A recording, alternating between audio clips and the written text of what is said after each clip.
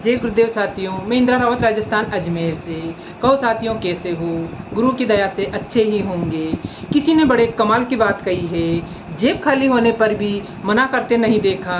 मैंने पापा से बढ़कर इस दुनिया में कोई अमीर आदमी नहीं देखा। माँ के ऊपर तो हम कितनी ही कहानियाँ माँ की ममता के ऊपर पढ़ी है, सुनी है, लेकिन पापा के बारे में बहुत ही कम पढ़ा लिखा और सुना गया है। तो आज मेरे प्यारे दोस्तों, मैं आपके सामने पापा के प्यार की एक बहुत ही बेहतरीन कहानी आपके सामने लेके आई हूँ, जिसको सुनकर आप के लिए दिल में पापा के लिए प्यार डबल से तिबल गुना बढ़ जाएगा।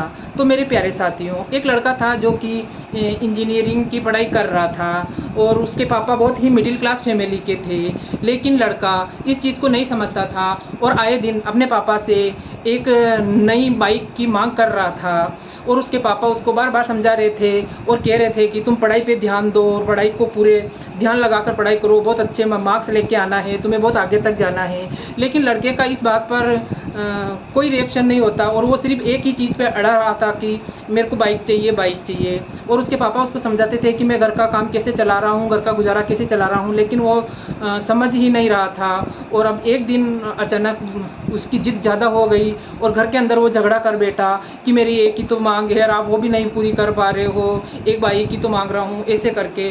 तो वो पापा भी काफ़ी डिस्टर्ब हो गए और उसके पापा कहीं बाहर चले गए और वो घर पे था। तो काफ़ी झगड़ा होने की वजह से वो काफ़ी लड़का टेंशन में आ गया और उसने सोचा कि हटाओ, इस घर को छोड़ देता हूँ, इस घर में मुझे नहीं रहना है। मेरे सभी यार दोस्त बाइक लेकर कोचिंग आते हैं, कॉलेज आते हैं और मैं अकेला ऐसे ही ऑटो में जाता हूँ।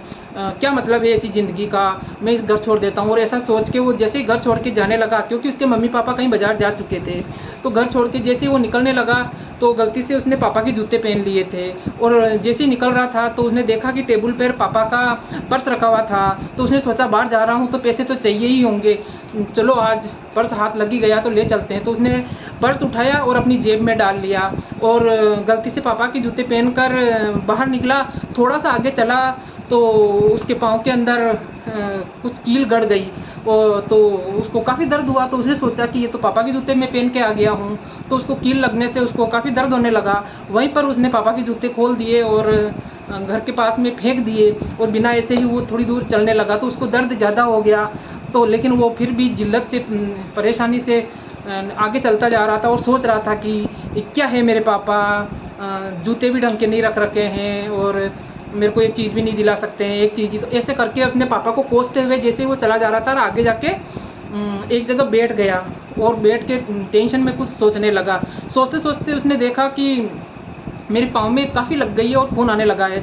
तो उसने सोचा कि चलो मैं पास में एक क्लिनिक है तो उसमें दिखा लेता हूँ, पट्टी करवा लेता हूँ। तो उसने सोचा और एकदम उसके दिमाग में आया कि मेरे पास तो पापा का पर्स है, बहुत माल भरा होगा, चलो आज पापा के पैसे ही उड़ाते हैं, बहुत इंजॉय करते हैं। ऐसा सोचकर उसने जैसे ही हॉस्पिटल जाने की सोचा तो उसने देखा कि पर्स को देख तो लेता हूँ मैं।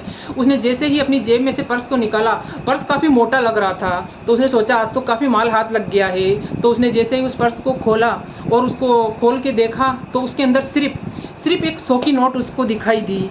तो उसने और अच्छे से देखा कि और होगा और होगा। तो वो एकदम झुंझलाहट से उसका दिमाग में थोड़ी टेंशन आ गई कि इतना मोटा पर्स है और सिर्फ एक 100 की नोट, कैसे है मेरे पापा, इतने गरीब हैं क्या मेरे पापा। और वो फिर पापा को बुरा भला कहने लगे। और फिर उसने सोचा कि जब एक 100 का नोट ही है तो इस पर्स में ऐसा क्या रखा हुआ है, चलो मैं देखता हूँ। तो उसने क्या किया, उसको सारे जो उसके अंदर जो पर्चियाँ वगैरह थी उसने देखा कि खूब सारे उसमें कागज़ ही कागज़ भरे हुए थे। तो उसने एक कागज़ निकाला तो वो क्या देखता है, एक कागज़ जैसे निकालता है तो वो एक पर्ची थी जिसके अंदर 40,000 रुपये बकाया लिए हुए थे। तो उसको याद आया कि पिछले साल उसने लैपटॉप की जिद की तो पापा ने उसके दोस्त से 40,000 रुपये लिए और उसको लैपटॉप दिलवा दिया था और ये उसी की पर्ची थी। और कुछ पैसे वो जो उसको चुका रहे थे तो उसकी कुछ पर्चियाँ थी। तो वो उसको पता चल गया कि हाँ, ये पैसे तो दोस्त से उठाए हुए हैं और फिर ऊपर से उसने दूसरी और कुछ पर्चियाँ निकाली, उसके अंदर से कुछ फ़ोन के बिल थे, कुछ बिजली के बिल थे, कुछ पानी के बिल थे और कुछ दवाइयों की पर्चियाँ थी, घर के राशन की पर्चियाँ थी। इस प्रकार काफ़ी सारी पर्चियाँ उसके अंदर थी।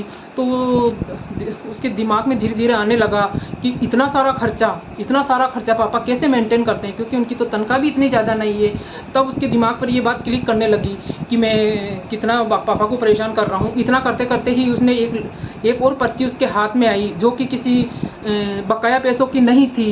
वो पर्ची किसी अखबार की एक कटिंग थी, जिसके अंदर ऐसा लिखा हुआ था कि आप सेकंड हैंड स्कूटर आप जमा कराइए और नई बाइक लेके जाइए।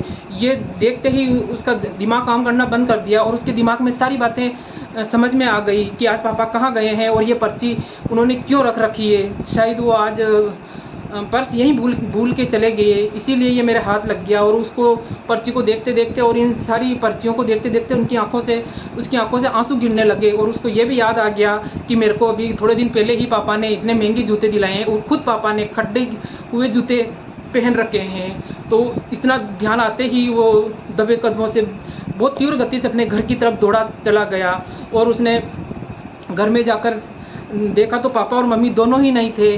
तो उसको समझ में आ गया कि पापा मम्मी कहाँ गए होंगे। तो उसने तुरंत पर्स खोला और वो अखबार की कटिंग के अंदर जो पता लिखा हुआ था वो देखा और उसके पते पर वो तुरंत वहाँ पे पहुँच गए।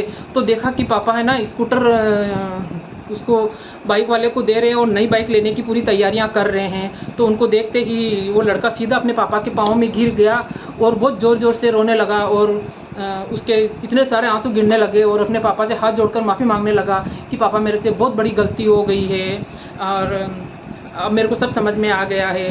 क्योंकि उसने सोचा था कि इसी स्कूटर से तो उनकी यादें जुड़ी हुई है और आज तक इतने सारे जो भी घर के काम होते थे वो सभी इसी स्कूटर से होते थे। उसने बचपन में मुझे इसी स्कूटर से ही स्कूल छोड़ के आते थे और घर के जो भी काम होते थे, किसी को डॉक्टर के जाना है या फिर कुछ भी राशन सामान कुछ भी किसी के भी जाना है तो इस स्कूटर से ही सारा काम होता था। लेकिन आज पापा ने इसको भी दांव पे लगा दिया, अपने बच्चे की खुशी के लिए स्कूटर बेचने के लिए पहुंच गए हैं। ये सारी बातें उसको अपने पापा मम्मी को बोलते बोलते वो बहुत ज़्यादा रोने लगे। उसके पापा उसको देखकर पापा की भी आंखों में आंसू आ गए और वो हाथ जोड़ के माफ़ी मांगने लगा और उसको कहने लगा कि आज के बाद में मैं इस प्रकार की कभी जिद नहीं करूँगा और दिल और जान लगा कर इंजीनियरिंग की अच्छी पढ़ाई करूँगा और आज के बाद में ऐसी कभी नौबत नहीं आएगी कि घर की कोई भी चीज़ अपन को बेचना पड़े।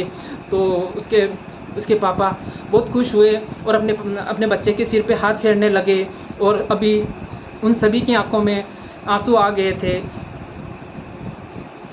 पापा का पर्स बेटे के हाथ में आने से बेटे की आंखें खुल गई थी और रोती हुई आंखों से बेटे ने अपने पापा को पकड़कर वादा किया कि मैं बहुत ही जल्दी बहुत मेहनत करूंगा और आप लोगों की सारी परेशानियां ख़त्म कर दूंगा।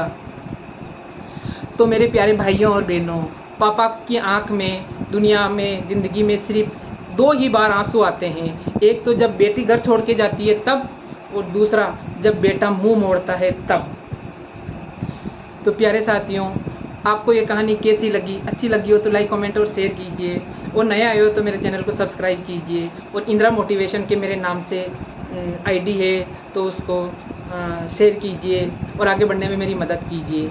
जय गुरुदेव।